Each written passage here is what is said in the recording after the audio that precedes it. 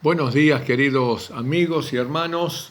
Una alegría, como siempre, poder ocupar un rato para comentar y exponer algunos pensamientos que me impactaron mucho y que deseo compartirlo con ustedes.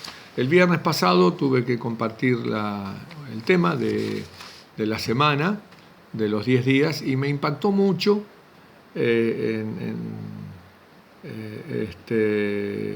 agregué algunas cosas de libros que había leído y me gustó y me parece que es bueno poder grabarlo y dejarlo para quien pueda escucharlo y pueda ser de utilidad y fortaleza para su vida. Así que quiero compartir con ustedes lo que llamaría el misterio de la piedad y el misterio de la iniquidad. Estas dos estos dos misterios que de a poco, por lo menos uno de ellos, se va revelando, aunque nunca se terminara, que es el misterio de la piedad. El misterio de la iniquidad, allí está, nadie puede entender cómo de un ser perfecto puede revelarse, un ser perfecto creado por Dios. Misterio de la iniquidad. Esto que dice, por ejemplo, Isaías, capítulo 14, ¿no es cierto? Cuando habla de Satanás y dice, descendió ¿cómo caíste del cielo? Isaías 14, versículo 12, oh lucero de la mañana, cortado fuiste por tierra, tú que debilitabas a las naciones, ¿correcto? Y se acuerdan que Ezequiel, ¿no es cierto?, nos habla también de este poderoso ángel que cae, pero expresa su deseo, el deseo de su corazón de subir a lo alto y ser semejante al Altísimo. O sea, el deseo de Lucifer, de Satanás, en realidad, fue el llegar a ser como Dios. ¿Cómo comienza esto? Bueno, cuando uno lee Patriarcas y Profetas, el primer capítulo, nos habla de la caída de Satanás. El conflicto de los siglos también, en el capítulo 30, nos habla de la caída de Satanás. Pero hay un libro que es Historia de la Redención, que entre la página 24 a la 30, allí nos da una información increíble porque son citas inéditas, recopiladas por los fideicomisarios y hechos en ese libro. Usted va a encontrar en la Historia de la Redención, un libro que le recomiendo que compre y lea, los 5 libros del Gran Conflicto hechos uno solo. Un resumen, pero con citas inéditas. De este libro yo quiero compartir, de la página más o menos 24 a la 30, y aplicarlo a este tema de misterio de piedad y misterio de iniquidad. Bueno, en la obra de la caída de Lucifer en el cielo, un ser perfecto que tenía el cargo de ser querubín protector. Ustedes vieron que allí en el santuario, en el lugar santísimo, estaba el arca con los mandamientos, la tapa era el propiciatorio que representaba a Cristo, que es propicio a nosotros, favorable a nosotros, pero arriba estaba la Shekinah, con los 2 ángeles que cubrían allí, ¿no es cierto? Con uno se cubrían el rostro, con otro cubrían al Creador, o sea, todo lo más alto, lo más excelso entre los ángeles. Allí estaba Lucifer. Cuando Lucifer fue expulsado del cielo, el que ocupó lugar es Gabriel, el que aparece en la Biblia, en Daniel 8, en Daniel 9, o sea que aparece muchísimas veces.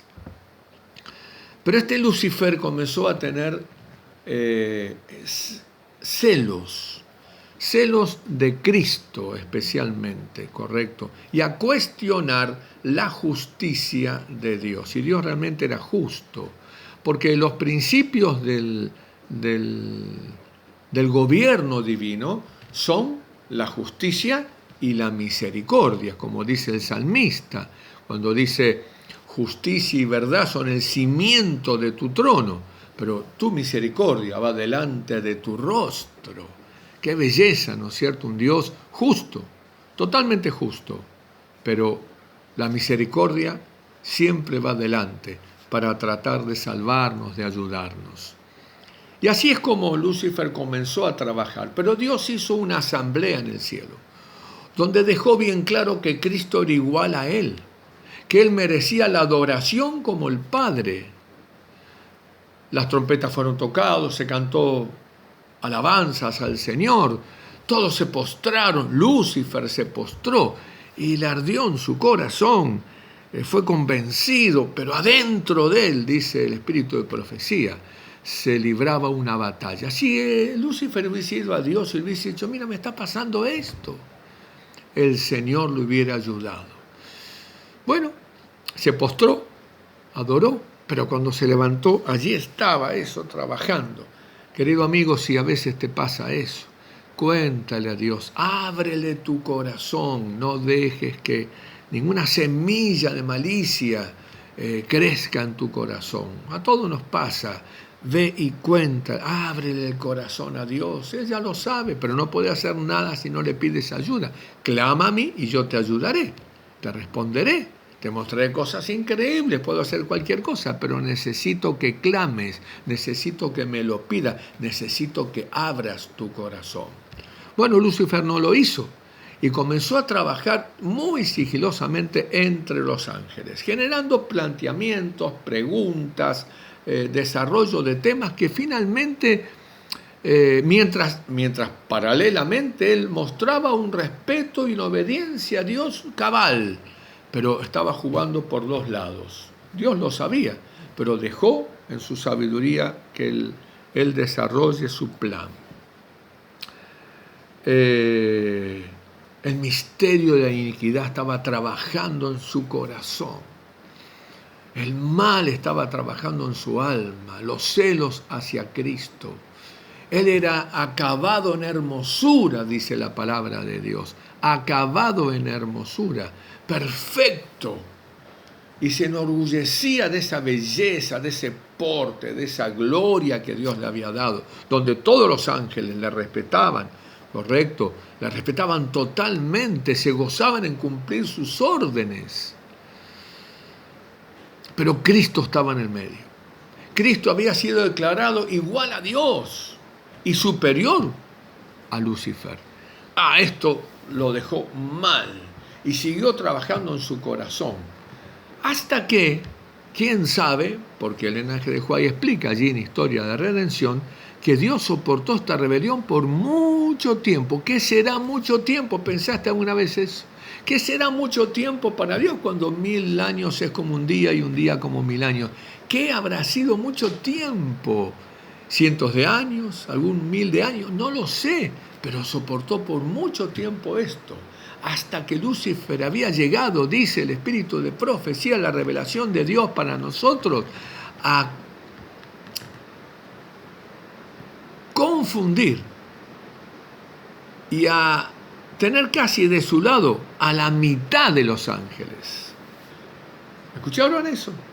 Entonces Dios convocó una segunda asamblea donde dejó las cosas bien claras y dice allí el linaje de Juárez que Dios vio que era necesario llevar esto a un conflicto de batalla final, a un encuentro de medir las fuerzas entre Cristo y los ángeles leales y Satanás o Lucifer y los ángeles desleales, para que se manifiesten quién estaba de cada lado. Allí en esa controversia abierta, tan literal como dice el espíritu de profecía, que pelean y batallan como los hombres pelean en la tierra. No está diciendo que trompadas, no estoy hablando de eso, pero no es una cosa de palabra, no fue algo bueno, Lucifer tienes que retirarte del cielo y se iba pacíficamente, no, hubo una batalla en el cielo, Apocalipsis 12, 7, hubo una batalla, un conflicto, se midieron las fuerzas, correcto, claro, por supuesto,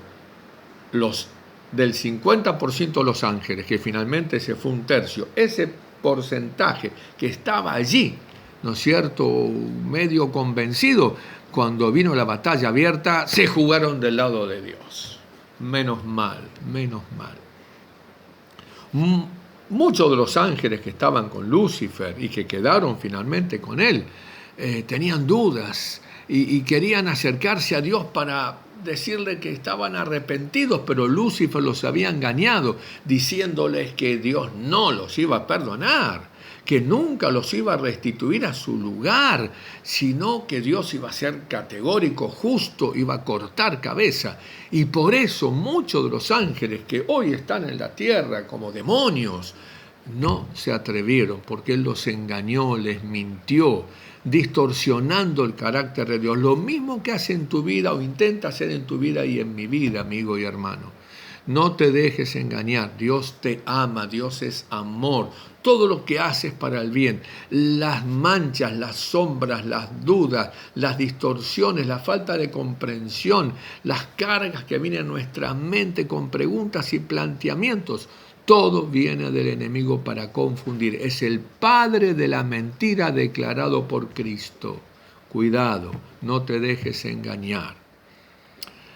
Y entonces, finalmente, en esa batalla abierta, Lucifer fue expulsado con sus ángeles. Qué tremendo habrá sido eso, ¿no es cierto? Lucifer fue expulsado con sus ángeles a la tierra, y se generó un gran conflicto entre los ángeles, porque ahora tomaban conciencia que habían sido expulsados del cielo y se peleaban entre ellos y comenzaron a señalar a Lucifer, ahora a Satanás, porque cuando fue expulsado del cielo se transformó en el adversario, que significa en hebreo Satanás. Satanás quiere decir el adversario. Comenzó a trabajar en la cabeza de Satanás, que era terrible lo que había hecho, porque en el cielo ya se le había explicado a dónde iba a terminar. Se le había hablado, ángeles le habían explicado que su camino estaba equivocado.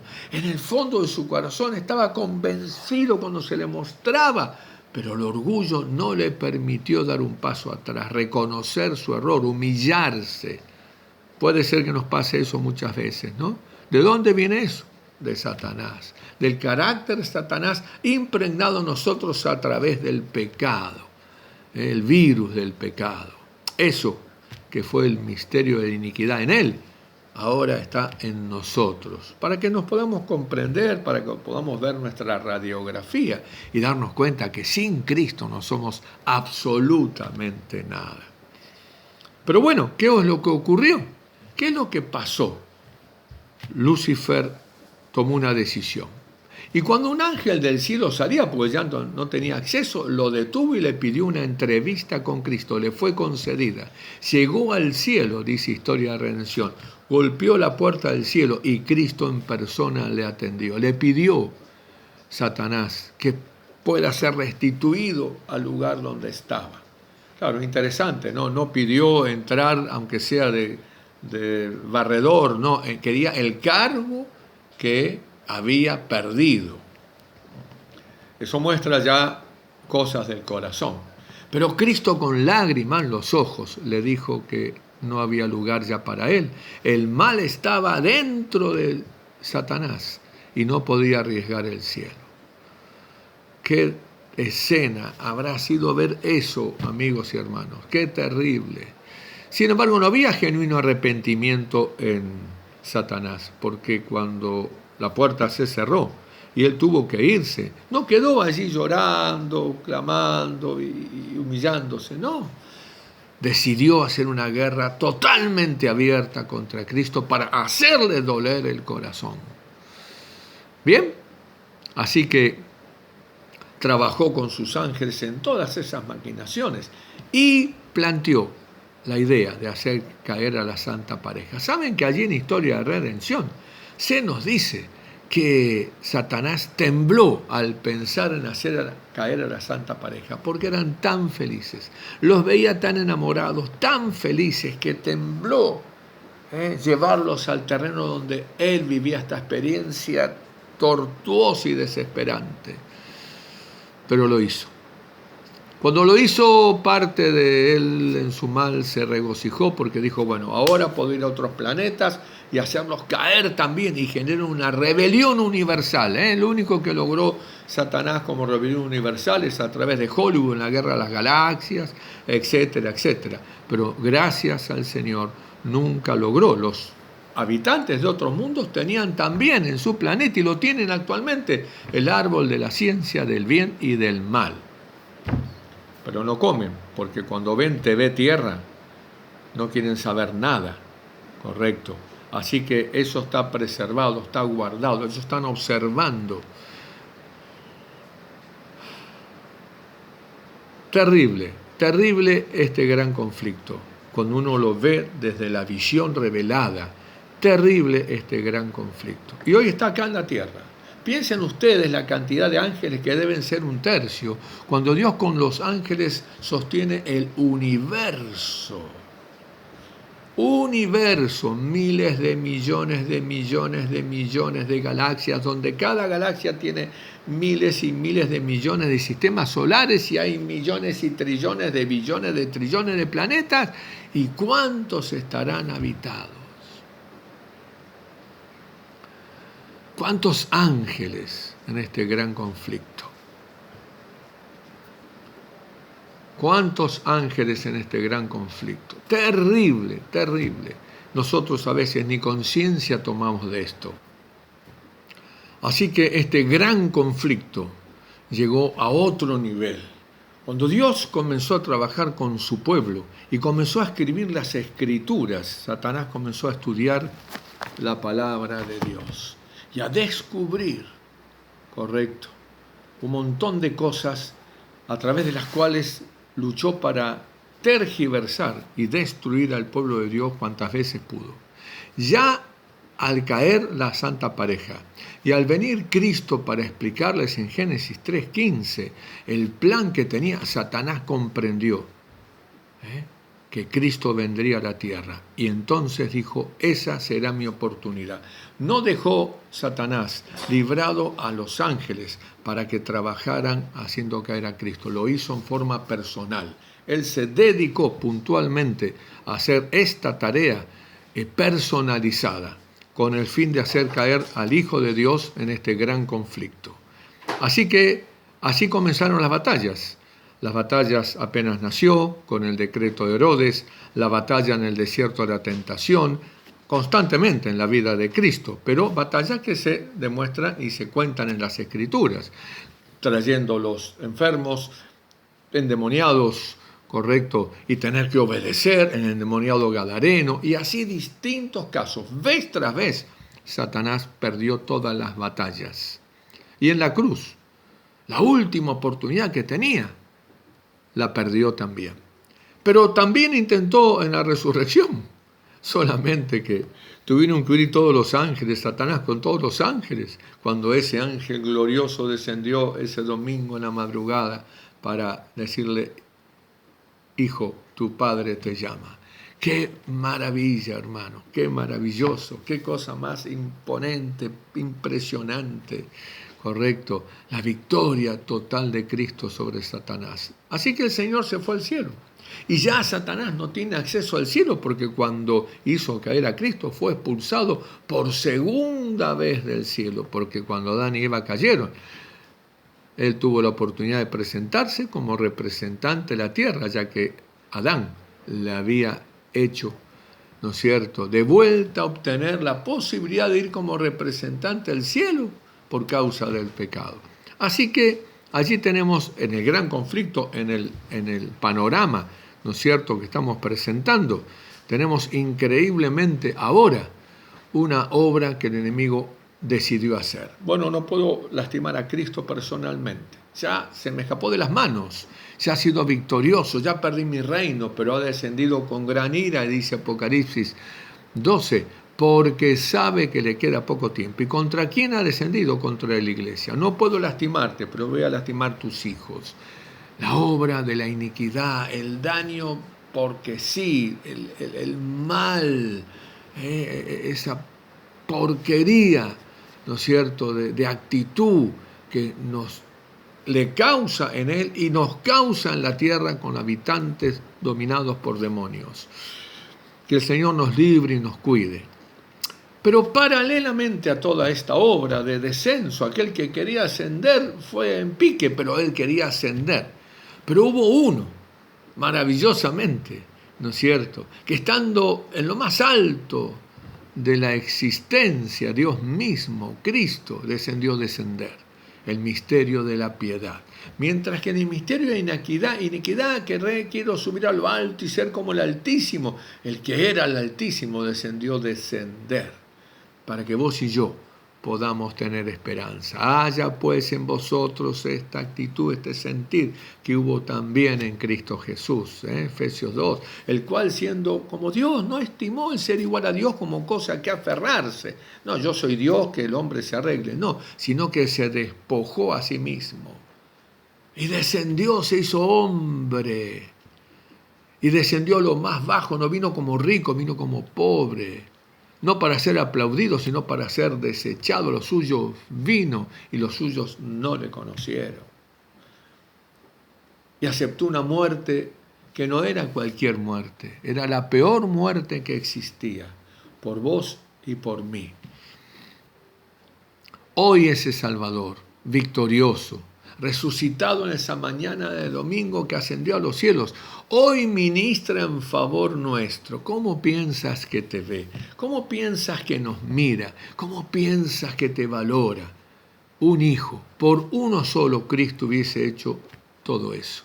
El misterio de la piedad es el que tendremos que estudiar y prestar atención, y toda la eternidad seguiremos profundizando en este amor impresionante del Señor. Y quiero dejarte un texto, ¿no es cierto?, que es Zacarías. A ver, acá está, Zacarías capítulo 13, versículo 6. Allí en el cielo, en un momento nos adelanta la historia bíblica.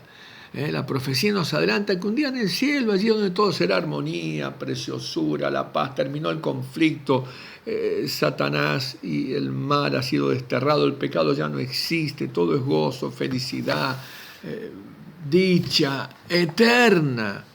Allí quizás Cristo esté sentado, en un momento, ¿no es cierto? Y alguien se acerca y le preguntarán, no será uno solo, muchos le preguntarán: ¿qué heridas son esas en tus manos? Vos y yo no se lo vamos a preguntar. Vos y yo no se lo vamos a preguntar, porque sabemos las heridas de las manos, de que fueron de los clavos, que aceptó ser clavado en la cruz por vos y por mí. ¿Quién le preguntará? Bueno, quizás le pregunten personas que nazcan en otros planetas y que descubren y le preguntan: ¿qué heridas son esas en tus manos? Correcto. Quizás le pregunten a algunos que lleguen al cielo que no tienen ni idea del conflicto existente, alguien en el Mato Grosso, uno de la selva. Hay personas, dice Elena G. de White, que nunca escucharon hablar de Cristo y sin embargo no perecerán. ¿Por qué? Porque en su corazón respondieron a la obra del Espíritu Santo sin saber que era el Espíritu Santo, pero así hicieron las cosas dentro de lo que conocían lo mejor posible, hasta donde el Espíritu Santo pudo alcanzarlos. Correcto. ¿Qué heridas son esas en tus manos? Qué buena oportunidad, diría uno, para decirle: los desgraciados de la tierra, esas manchados por el pecado, inicuos, viles, impíos. Sin embargo, miren la respuesta.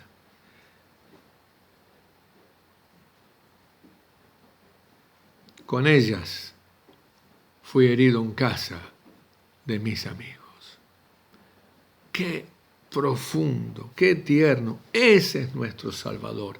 Ese es el Salvador que hoy ministra en el santuario celestial. Con ese corazón, con esa mirada, con ese deseo, ese profundo amor eterno de Dios, es como Él te mira y vive intercediendo por nosotros.